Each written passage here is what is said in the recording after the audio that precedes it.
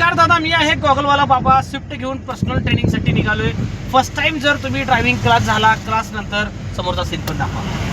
Driving class झाला, practice केली, त्याच्यानंतर जर तुम्ही घाट चढवताय, घाट चढवताना माझं सांगणं आहे की तुम्ही सेकंड गिअरचा वापर जास्तीत जास्त घाटात करा. सेकंड गिअरला मी कंट्रोल गिअर म्हणतो, राजा माणूस म्हणतो.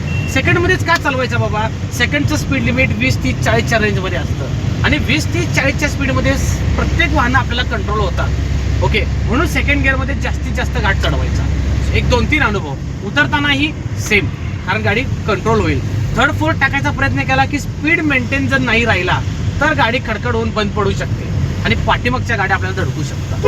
म्हणून सेकंड गिअर बेस्ट गिअर, लक्षात ठेवा. पहिला गिअर काय शिवम चालली जाऊ द्या.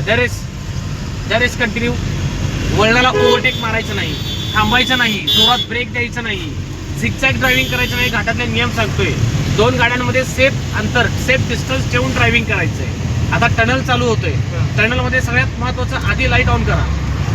ओके, टनलमध्ये जातानाही हजार्ड स्विच ऑन करायचं नाही. रेज द्या आमदार. बरेच जण ही लाईट लावतात पार्किंग समजून. ही लाईट गाडी बंद पडली, गाडी फेल झाली, क्लच प्लेट गेला, कुठं काही प्रॉब्लेम आला तर लावू शकतो. असं रनिंगमध्ये लावायचं नाही. सगळ्यात महत्वाचं आपल्याला ब्लॅक गॉगल काढून ठेवायचे. मी घाटातले टनलमधले नियम सांगतोय. हळू चला, तो पण ड्रायव्हिंग स्कूलवाला आहे. दरेस थर्ड गिअर अजूनपर्यंत कुठंच वापरायला मिळालेलं नाहीये, म्हणून सेकंड गिअर एकदम बेस्ट. रेस द्या.